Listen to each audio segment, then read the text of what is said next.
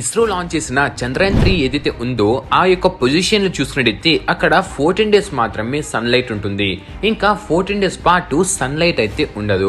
కాబట్టి ఈ remaining 14 days అది ఇస్రో టీమ్ తో ఎలా కాంటాక్ట్ లో ఉంటుంది. ఇంకా అపోలో మిషన్ ని చూసుకున్నట్టయితే అక్కడ మూన్ పైన పంపించడానికి జస్ట్ 3 డేస్ మాత్రమే పట్టింది. కాకపోతే ఈ చంద్రయాన్ 3 ని పంపడానికి 40 రోజుల కంటే ఎక్కువ సమయం ఎందుకు పట్టింది? ప్రపంచ వ్యాప్తంగా చూసుకున్నట్టయితే చంద్రుడి పైన సాఫ్ట్ ల్యాండింగ్ చేసే కంట్రీస్ లో ఇండియా 4వ స్థానాన్ని దక్కించుకుంది. ఇంకా సౌత్ పోల్ లో ల్యాండ్ చేస్తే ఫస్ట్ కంట్రీగా నిలిచింది. ఇప్పుడు మీరు చాలా మందికి ప్రశ్న ఏంటంటే ఇండియా సౌత్ పోల్ ని ఎందుకు సెలెక్ట్ చేసుకుంది అని. సో ఈ వీడియోలో మీ ప్రశ్నలన్నిటికీ సమాధానం నేను చెప్పబోతున్నాను. కాబట్టి ఒక్కొక్క ప్రశ్న ఒక్కొక్క మిస్టరీగా ఉంటుంది. కాబట్టి ఫ్రెండ్స్ ఈ వీడియోని స్కిప్ చేయకుండా లాస్ట్ వరకు చూడండి. 1959 లో సోవియట్ యూనియన్ ద్వారా లాంచ్ అయిన లూనా 2 వచ్చేసి మూన్ పైన ఫస్ట్ సాఫ్ట్ ల్యాండింగ్ ని చేస్తుంది. దీని తర్వాత చూసుకున్నట్టయితే ప్రతి ఒక్కరు కూడా మూన్ ని సెలెక్ట్ చేసుకుని స్పేస్ మిషన్స్ ని అప్లై చేస్తూ ఉంటారు. ఇందులో చూసుకున్నట్టయితే 12 కంట్రీస్ పాటు 138 మిషన్స్ ని చేశారని ఇప్పటి వరకు రికార్డ్స్ ఉన్నాయి. ఇన్ని లూనార్ మిషన్స్ జరిగినప్పటికీ ఏది ఒక్కటి కూడా సౌత్ పోల్ పైన సాఫ్ట్ ల్యాండింగ్ అయితే చేయలేకపోయింది. అందరూ కూడా సౌత్ పోల్ ని ఎందుకు సెలెక్ట్ చేసుకుంటున్నారు అంటే చంద్రుడి పైన 14 డేస్ పాటు సన్ లైట్ ఉంటుంది. ఇంకా 14 డేస్ పాటు సౌత్ పోల్ లో సన్ లైట్ అయితే ఉండదు. దీన్ని బట్టి ఎస్టిమేషన్స్ ఏం చెప్తాయి అంటే సన్ ఎక్కడైతే పడుతుందో ఆ యొక్క భాగాల్లో 120 డిగ్రీ సెల్సియస్ పాటు టెంపరేచర్ అనేది ఉంటుంది. ఇంకా ఎక్కడైతే ఈ సన్ లైట్ అయితే పడదో ఆ ప్రదేశాల్లో చూసుకున్నట్లయితే పెద్ద పెద్ద క్రేటర్స్ ఉండి ఈ యొక్క షాడోని బ్లాక్ చేస్తూ ఇక్కడ -250 డిగ్రీ సెల్సియస్ దాకా టెంపరేచర్ డ్రాప్ అనేది కనబడుతుంది. దీని వల్లనే సైంటిస్టులు ఏం చెప్తారు అంటే ఈ సౌత్ పోల్ రీజియన్ ఏదైతే ఉందో అక్కడ మనకు వాటర్ అవైలబిలిటీ అనేది ఐస్ ఫామ్ లో ఉంటుంది అంటారు. ఇంకా ఇక్కడ మిషన్ ని మనం సక్సెస్ఫుల్ గా ల్యాండ్ చేసేది ఎందుకు డిఫికల్ట్ గా మారుతుందంటే ఇది మన అర్త్ కర్వేచర్ కంటే దూరంగా ఉండడంతో ఇక్కడ సిగ్నల్ లాస్ట్ అయ్యే మేజర్ ఛాన్సెస్ అనేటివి ఎక్కువగా ఉంటాయి. 7th సెప్టెంబర్ 2019 లో చంద్రయాన్ 2 ఆర్బిటర్ నుంచి విక్రమ్ ల్యాండర్ అనేది సెపరేట్ అవుతుంది. సెపరేట్ అయిన తర్వాత మూన్ సర్ఫేస్ నుంచి 2100 మీటర్స్ హైట్ ఉన్నప్పుడు ఇస్రో టీం నుంచి విక్రమ్ ల్యాండర్ యొక్క కనెక్షన్ అనేది లాస్ట్ అవుతుంది. దీంతో అక్కడ ఏం జరిగిందో ఇప్పటి వరకు తెలీదు. కాకపోతే దాని యొక్క ట్రాజెక్టరీని చూసినట్టయితే ఫైన్ బ్రేకింగ్ ఫేజ్ తో అది వెళ్లి మూన్ యొక్క సర్ఫేస్ కి హిట్ అయినట్టు కనపడుతుంది. 28th ఆగస్ట్ 2003 లో కూడా రష్యా లూనా 23 ని లాంచ్ చేస్తుంది సౌత్ పోల్ లో ల్యాండ్ చేయడానికి. అది కూడా వెళ్లేసి క్రాష్ ల్యాండింగ్ అయ్యి కనెక్షన్ ని లాస్ అవుతుంది. ఇప్పుడు మీకు ఒక డౌట్ రావచ్చు, అందరూ కూడా ఈ సౌత్ పోల్ ని ఎందుకు సెలెక్ట్ చేసుకుంటున్నారు అని. ఇదంతా కూడా ఫ్యూచర్ స్పేస్ మిషన్స్ కోసమే. ఎందుకంటే ఏదైనా ఒక రాకెట్ కి అర్త్ యొక్క గ్రావిటేషన్ ఫోర్స్ తో లిఫ్ట్ చేసి దాన్ని బయట పంపించాలి అంటే ప్రతి సెకండ్ కి అప్రాక్సిమేట్ గా 5000 kgs యొక్క ఫ్యూయల్ అనేది బర్న్ అవుతుంది. దీన్ని బట్టి ఇది స్పేస్ కి రీచ్ అయ్యేంత వరకు ఎంత ఫ్యూయల్ కన్స్యూమ్ చేస్తుందని ఒక్కసారి ఊహించండి. ఇప్పుడు మనం మూన్ ని ఎందుకు సెలెక్ట్ చేసుకుంటున్నామంటే మూన్ పైన ఒక బేస్మెంట్ ని క్రియేట్ చేయడం. ఎందుకంటే ఒకవేళ మూన్ పైన మనం బేస్మెంట్ ని క్రియేట్ చేయగలిగితే అక్కడ నుంచి మనం స్పేస్ మిషన్స్ కి వెళ్ళడానికి ఈజీగా అవుతుంది. కాకపోతే ఇప్పుడు ప్రశ్న ఏంటంటే మూన్ పైన ఫ్యూయల్ ఎక్కడి నుంచి వస్తుంది అని. సైంటిస్టులు చేసిన రీసెర్చ్ ప్రకారం మూన్ యొక్క సౌత్ పోల్ లో వాటర్ అనేది ఐస్ ఫామ్ లో ఉందని తెలుస్తుంది. ఒకవేళ ఇది ఐస్ ఫామ్ లో గనక ఉంటే దాని నుంచి మనము ఆక్సిజన్ ఇంకా హైడ్రోజన్ సెపరేట్ చేసి దానిని మనము రాకెట్స్ యొక్క ఫ్యూయల్ గా యూజ్ చేసుకోగలము. ఇంకా ఈ వాటర్ మనం తాగడానికి కూడా మూన్ పైన యూజ్ చేసుకోగలము. ఇంకా చూసుకున్నట్లయితే ఈ సౌత్ పోల్ లో హీలియం 3 ఐసోటోప్ అనేది లార్జ్ అమౌంట్ లో ఉందని ఒక ఎస్టిమేషన్ ఉంది. ఒకవేళ ఇది గనక ఉంటే అది న్యూక్లియర్ రియాక్టర్స్ కి చాలా వరకు యూజ్ అవుతుంది. ఈ న్యూక్లియర్ రియాక్టర్ తో మనం ఎనర్జీని ప్రొడ్యూస్ చేయగలము. ఇంకా చూసుకున్నట్లయితే ఒకవేళ లార్జ్ క్వాంటిటీ లో ఉంటే దాన్ని మళ్ళీ భూమి పైకి తెచ్చి ఇక్కడ కూడా మనం న్యూక్లియర్ రియాక్షన్స్ ని చేయగలము. దీనికోసమే ప్రపంచవ్యాప్తంగా పవర్ఫుల్ కంట్రీస్ అన్ని కూడా మూన్ మిషన్స్ పైన ఇంట్రెస్ట్ ని చూపిస్తారు. మనం ముందు చెప్పుకున్న లూనా 25 రష్యా యొక్క మిషన్ కోసం $200 మిలియన్ అనేది ఖర్చు అయ్యింది. అంటే దాదాపు మన ఇండియన్ కరెన్సీలో చూసుకున్నట్లయితే 1660 crores దాకా ఖర్చు అయింది. కాకపోతే అది క్రాష్ ల్యాండింగ్ తో ఫెయిల్ అయిపోయింది.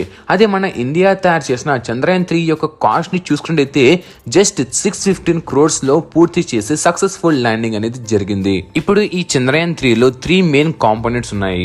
ఫస్ట్ గా చూసుకున్నట్లయితే ప్రపోల్షన్ మోడల్. దీని యొక్క మెయిన్ పర్పస్ ఏంటంటే విక్రమ్ ల్యాండర్ ఇంకా రోవర్ ని మూన్ యొక్క ఆర్బిట్ వరకు తీసుకువెళ్లడం. దాని తర్వాత విక్రమ్ సారాభాయ్ యొక్క స్ఫూర్తితో దీని పేరు విక్రమ్ అని పేరు ఇచ్చారు. ఇది ల్యాండింగ్ పనిని చేస్తుంది. దీని తర్వాత దీని లోపల ఉన్న రోవర్ ఇది వచ్చేసి రీసెర్చ్ ఇంకా ఇతర విషయాల్లో పనిచేస్తుంది. ఏదైనా ఒక స్పేస్ క్రాఫ్ట్ ల్యాండ్ అవ్వాలంటే 2 types of different landing methods ని యూజ్ చేస్తారు. First the impact landing. ఇందులో పెద్ద పెద్ద పారాషూట్స్ ని యూజ్ చేస్తూ ల్యాండింగ్ అనేది చేస్తారు. నార్మల్ గా చూసుకునే చూసుకున్నట్టయితే ఇస్రో యొక్క చంద్రయాన్-1 ఈ ఇంపాక్ట్ ల్యాండింగ్ తోనే పనిచేస్తుంది. ఫస్ట్ గా చూసుకున్నట్టయితే పారాషూట్స్ తో దీని యొక్క స్పీడ్ ని తగ్గిస్తూ ఇది మూన్ సర్ఫేస్ కి వెళ్లి హిట్ అవుతుంది. ఇది నార్మల్ గా అయితే ఈ కాంపోనెంట్స్ యొక్క బరువు ఉండడంతో అందులో ఉన్న సెన్సిటివ్ కాంపోనెంట్స్ అన్ని కూడా బ్రేక్ అయిపోతాయి. దీని వల్లనే దీని యొక్క లైఫ్ స్పాన్ 2 years ఎస్టిమేషన్ చేసినప్పటికీ ఇది జస్ట్ 312 days మాత్రమే పని చేయగలిగింది. ఇంకా సెకండ్ గా చూసుకున్నట్టయితే సాఫ్ట్ ల్యాండింగ్. ఈ సాఫ్ట్ ల్యాండింగ్ జరగాలంటే మనకు మెయిన్ గా థ్రస్టర్స్ యొక్క సహాయం అవసరం అవుతుంది. దీని వల్లనే చంద్రయాన్-2 లో ఏదైతే మిస్టేక్స్ జరిగాయో దానిని రిపీట్ చేయకుండా చంద్రయాన్-3 లో 4 థ్రస్టర్స్ ని యూజ్ చేశారు.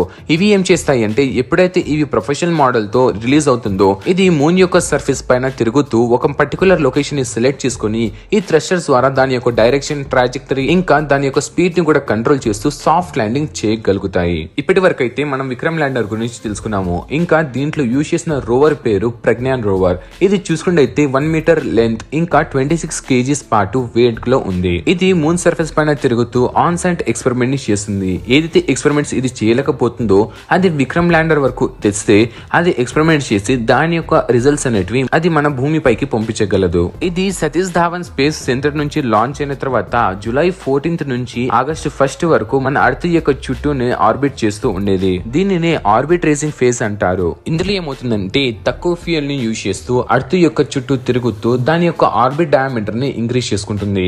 దీని తర్వాత ఆగస్టు 1st కి ఇది అర్త్ యొక్క గ్రావిటేషన్ ఫోర్స్ తో ఎస్కేప్ అవడానికి రెడీ అవుతుంది. దీంతోనే ఇస్రో దీని యొక్క పాత్ కి మూన్ పైకి షిఫ్ట్ చేసేస్తారు. ఈ వీడియోలో చూసుకున్నట్టయితే బ్లూ డాట్ ఏదైతే ఉందో అది మన అర్త్. ఇంకా చంద్రయాన్-3 ఏదైతే ఉందో అది వచ్చేసి ఈ పింక్ కలర్ లైన్స్. ఇంకా ఇక్కడ కనపడుతున్న గ్రీన్ కలర్ లైన్స్ ఏదైతే ఉందో అది మూన్ యొక్క ఆర్బిట్. ఇది మూన్ దగ్గరికి వచ్చినప్పటికీ డే బై డే దీని యొక్క డిస్టెన్స్ అనేది తగ్గించుకుంటూ ఇది మూన్ దగ్గరికి రౌండ్స్ కొడుతూ వెళ్తూ ఉండేది. దీని తర్వాత 17th ఆగస్ట్ కి ప్రపోజల్ మోడల్ తో విక్రమ్ ల్యాండర్ అనేది సెపరేట్ అవుతుంది. దీని తర్వాత 23rd ఆగస్ట్ కి ఎప్పుడైతే విక్రమ్ ల్యాండర్ 30 kilometers హైట్ లో ఉండేదో దాని తర్వాత ఇస్రో టీం మూన్ పైన ల్యాండ్ చేయడానికి ప్లాన్ చేస్తుంది.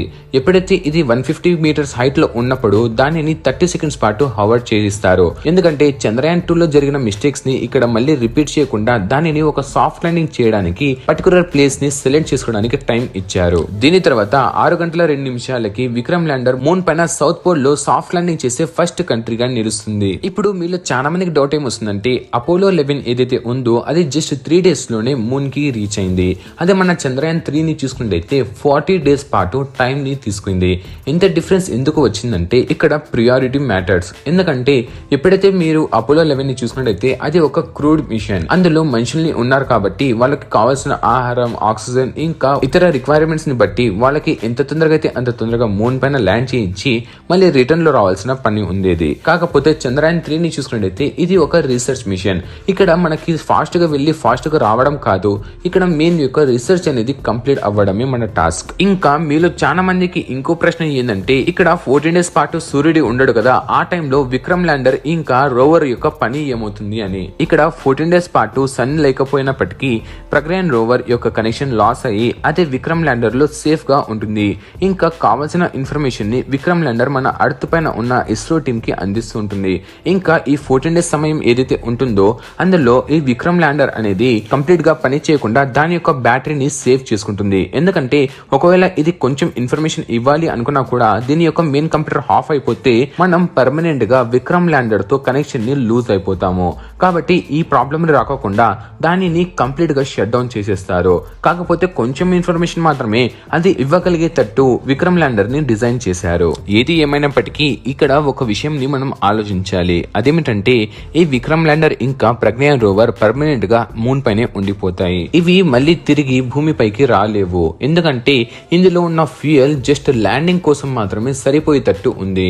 అక్కడ నుంచి రిటర్న్ రావడానికి మళ్ళీ ఫ్యూయల్ అవసరం అవుతుంది కదా, ఆ ఫ్యూయల్ అందులో లేదు. ఓకే ఫ్రెండ్స్, రాబోయే వీడియోస్ లో చంద్రయాన్-3 మూన్ పైన వెళ్లి అక్కడ ఏ రీసెర్చ్ చేసిందో ఆ వీడియోస్ తో ముందుకు వస్తాము. కాబట్టి ఆ వీడియోస్ ని మిస్ కాకూడదంటే మన ఛానల్ కి సబ్స్క్రైబ్ చేసి ఈ వీడియోకి లైక్ చేసి ఇంకా మీ ఫ్రెండ్స్ ఇంకా ఫ్యామిలీతో పాటు షేర్ చేయండి. ఓకే ఫ్రెండ్స్, నెక్స్ట్ సారి మరొక ఇంట్రెస్టింగ్ వీడియోతో మీ ముందుకు వస్తాను. Until then take care, bye.